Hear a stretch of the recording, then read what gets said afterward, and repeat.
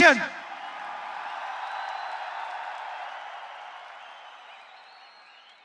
You have helped build this nation. And every single time I come here, I want to tell you, from the bottom of my heart, every single time I come here, I feel so proud of all of you. I feel so happy to see that you have played your part with dignity, with love, with togetherness, and with tolerance. Before coming to this meeting, I met His Highness. And I want to tell you a little bit about my impressions about His Highness, the leader of Dubai. Somebody who has spent more than 50 years, given his whole life, given a vision for Dubai. I met him today for the first time. And I want to tell you what I experienced.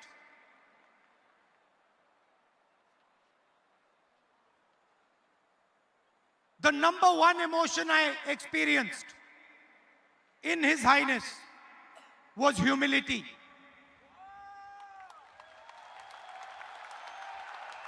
Humility that what has been achieved in Dubai has been achieved with his vision. But the humility and absolute 100% lack of any arrogance in him.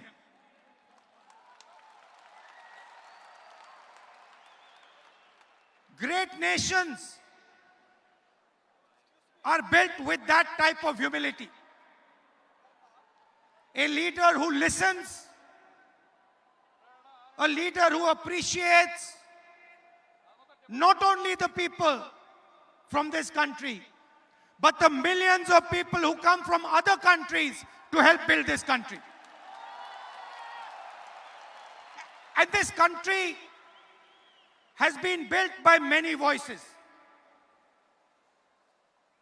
It's a coincidence. Maybe it was meant to be, but this year in the UAE is the year of tolerance.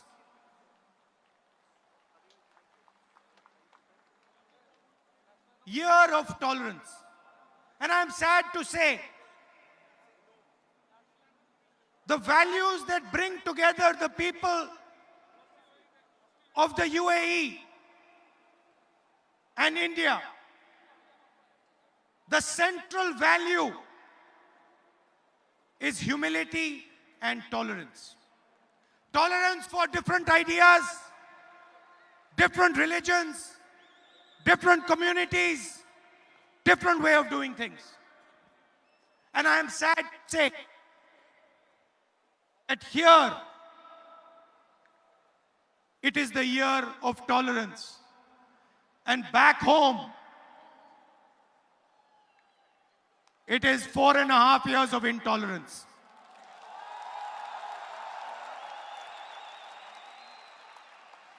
And this bridge that has been built between UAE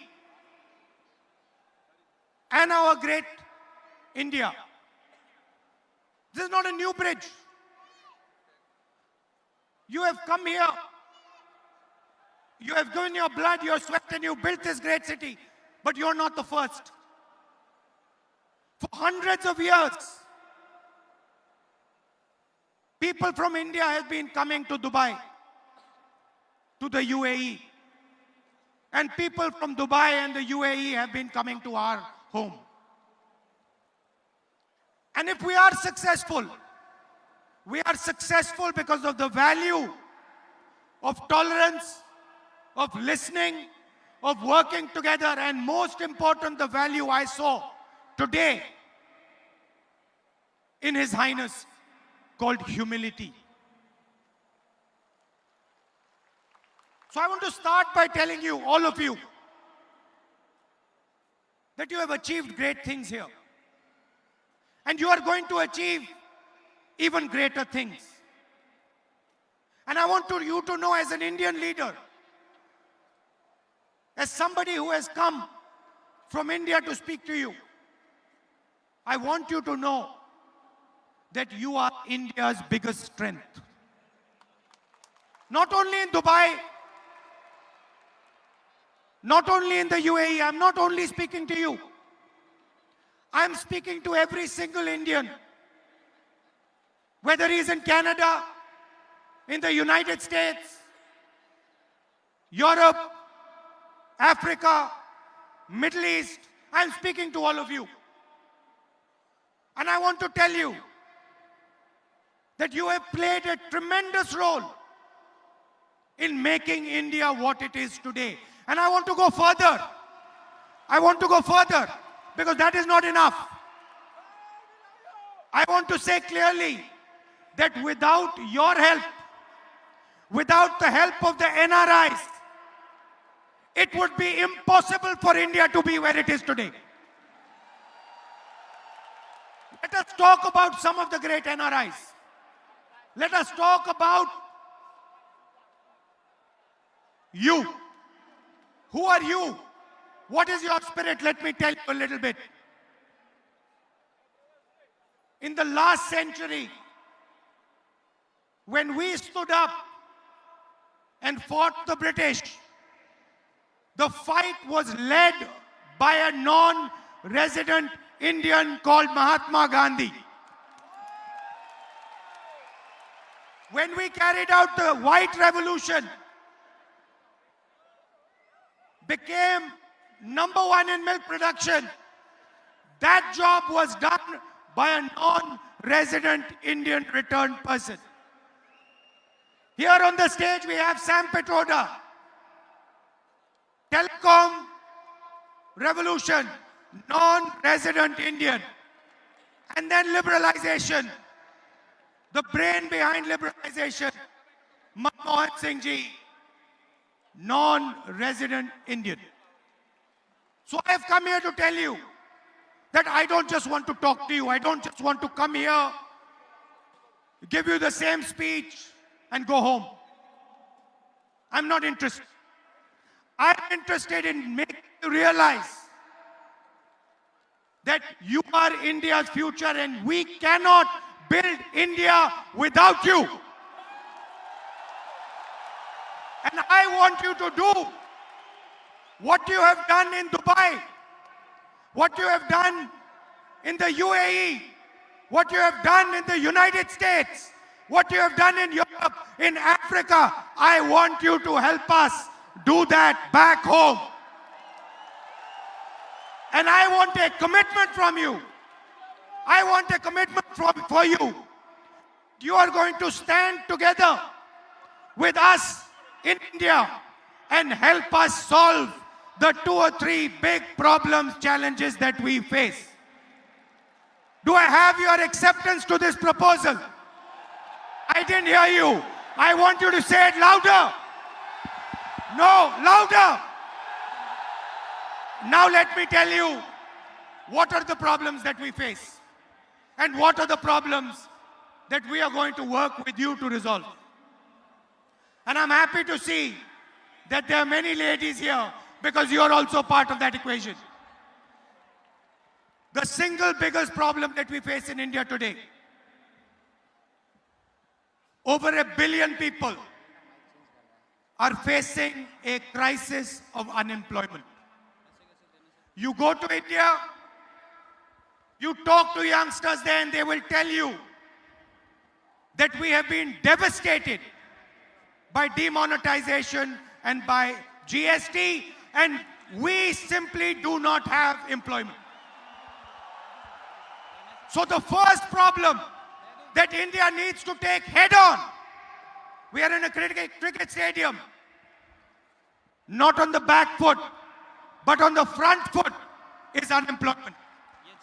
And we need to show the rest of the world that not only can India beat unemployment, but India can challenge challenge our neighbor, China, when it comes to manufacturing and when it comes to employment. And you have a central role in resolving this problem. You agree with that? You're ready to help? Okay. The second big problem, India has been brought where it is. India has been made successful on the back of our farmers. And if I was to ask some of you here what your parents or grandparents used to do in India, many of you will say they were farmers. Am I correct? And today, our farmers are in deep trouble. They are struggling and they cannot see the future. So we have to transform Indian agriculture. The same way we carried out a green revolution, we have to carry out a second green revolution, a new green revolution that will take Indian agricultural products, foods, vegetables, and put them on every single plate in the rest of the world. In Dubai, in London, Paris, Germany, America, Canada. For that, we have to give agriculture high technology, and we have to give them the knowledge that you currently have. You agree? So that is the second problem. Like Mr. Kurian did, I want people from this crowd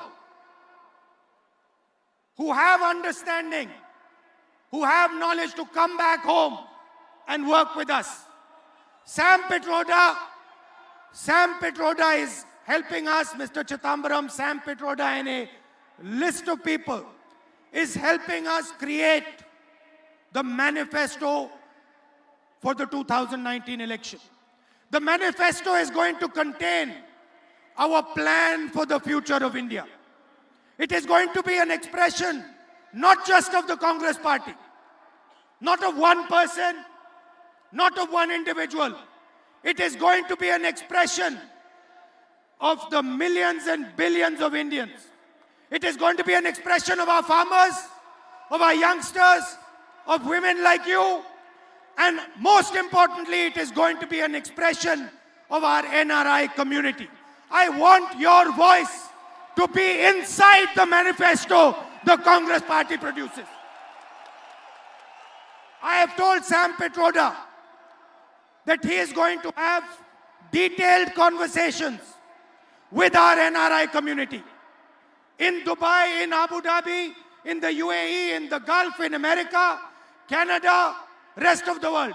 And we are going to ask you what you need in that manifesto and what you tell us we are going to do for you. And I understand that you have a problem of representation. You have mentioned to me that you have a desire to be represented in India, Indian politics. You want to be represented in the Rajya Sabha. You want your expression to be heard in India. And I'm here to tell you that we are going to do that for you. We are going to make sure that your voice is heard in your country, that your voice is embedded deeply in our manifesto. This is what we are going to do. The last 5 years, not as a Congress person, but as an Indian, they have been sad years for me. And I want to tell you why they have been sad. Today, I was told by His Highness that it is the year of tolerance. What is tolerance? Tolerance is listening to people. Tolerance is embracing people. Tolerance is embracing ideas that are different than yours. People of different religions, people of different communities, that is tolerance. I want to ask you, can you have tolerance without humility? Is tolerance possible without humility? Is tolerance possible with arrogance? Can you run a country like India believing that only one idea is correct and all other ideas are wrong? Never.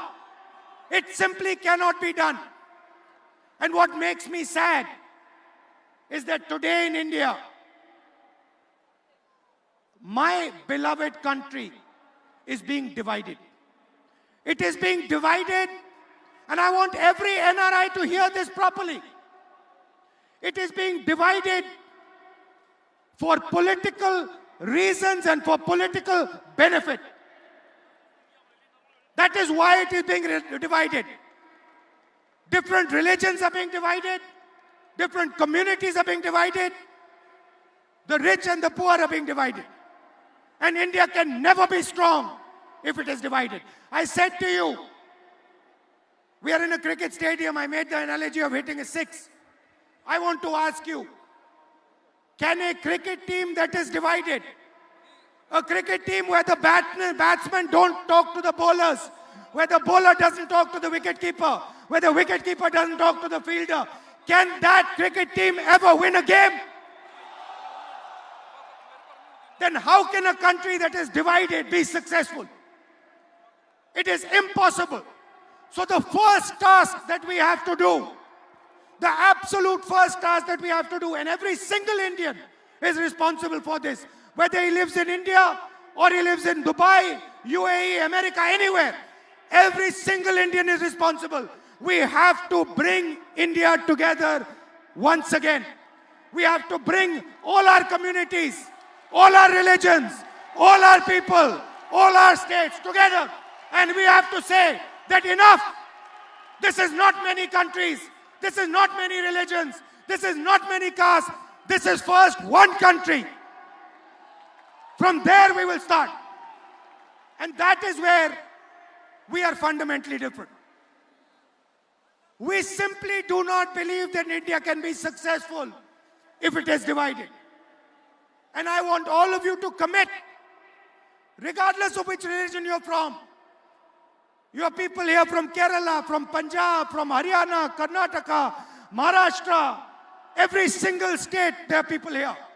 There are people here from every single religion, every single community. There are men, women. India can never be strong if it is divided. Please understand that. It is impossible for our great country to be strong if it is divided. There is a lot of work to be done. You have shown what is possible. In many ways, you have shown us how to deal with challenges like urbanization. You have shown us how to deal with problems like transport. You have shown it to us. We have learned from you. And there are these tremendous problems that we have to resolve. And it makes me sad that instead of discussing unemployment, how to defeat unemployment, instead of discussing the difficulty our farmers go through, instead of discussing how we can build a future for youngsters, instead of discussing how we can empower women like you, we are sitting and fighting amongst each other. We are threatening each other, shouting at each other, abusing each other. It does not make sense in the 21st century. And that is what we have to do. We have to bring India together, regardless of the ideology, regardless of the thinking. Some people have said, we want a Congress Mukt Bharat. We do not want a BJP Mukt Bharat. We do not want that. But we want a Bharat that is united, where every single Indian person says, I am first an Indian, and then I'm everything else. And so I want to thank you. I want to give you all my love, and I want to tell you that till the day I die, my doors, my ears, and my heart will always be open for you. And you will always have space. And I know that you struggle. You're sitting here happy. But each one of you, there's not a single person in this room who has not struggled and made himself successful. I don't think there is a single person in this room who has not struggled, who has not given his blood, his sweat, his tears. It is true, isn't it? There is not a single person who has not built himself from scratch over here. And that is something we're extremely proud of. And you must never forget that. That if there is an idea called India, if President Obama, President Trump can say that there is only two countries, there are only two countries that can challenge the United States, a superpower, the biggest superpower. The president of the biggest superpower says there are only two countries that can challenge us. Which two countries? China and India. And what is India if it is not you? India is not simply a geographical idea. India is not simply an idea that is bounded by India's geography. You come to Dubai, the idea of India is carried with you in your heart. You carry it in your heart. No one can take it out. No one can remove it from your heart. And that is what is common between all of us, every single one of us. So I want you to understand deeply that India's future is directly linked to your future. If you realize that if you are unhappy, if you are feeling trouble, India is unhappy. India is feeling troubled. If you are happy, if you are successful, India is happy, India is successful. Realize that you are part of a great idea, an idea that includes tolerance, that includes brotherhood, that accepts multiple different religions, multiple different states. You are part of that great idea and you have a lot to show the rest of the world. In an environment of violence, of anger, and you see it everywhere. You see it in the United States, you see it in Europe, you see it in the Middle East. In an environment of anger, India has the answer. India has the blueprint to provide an answer not just to India, but to the entire planet. Non-violence is embedded inside our DNA. And it has been embedded not for 50 years. Mahatma Gandhi was a great exponent of non-violence. But Mahatma Gandhi ji picked up the idea of non-violence from our great religions, from our great teachers. Mahatma Gandhi picked up the idea of non-violence from ancient Indian philosophy, from Islam, from Christianity, from Judaism, from every great religion, where it is clearly written that violence will not help anyone achieve anything. So that is your history. That is your caliber. And I want to once again thank you with all my heart for giving me such a lovely reception, for showing me so much love and affection,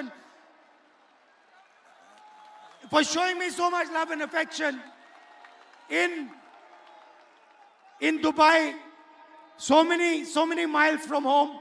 You have made me feel as if I am sitting back at home in India.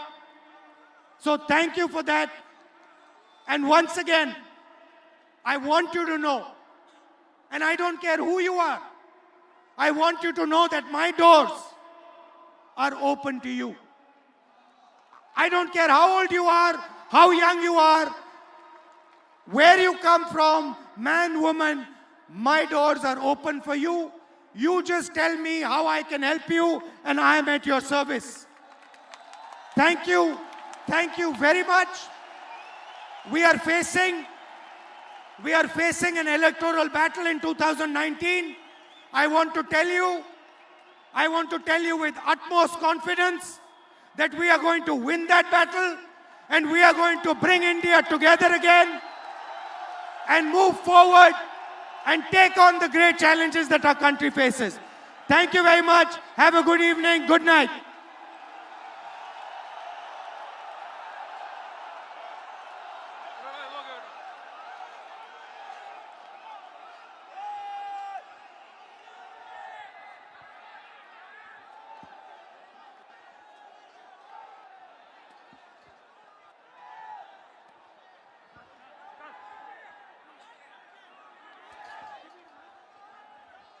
One thing, my lady from Andhra Pradesh has just reminded me of Andhra Pradesh, and I want to just tell my brothers and sisters, who are here from Andhra Pradesh, I have made a clear commitment, and the Congress party has made a clear commitment. The moment we win the election, special status to Andhra Pradesh will be done. Thank you very much.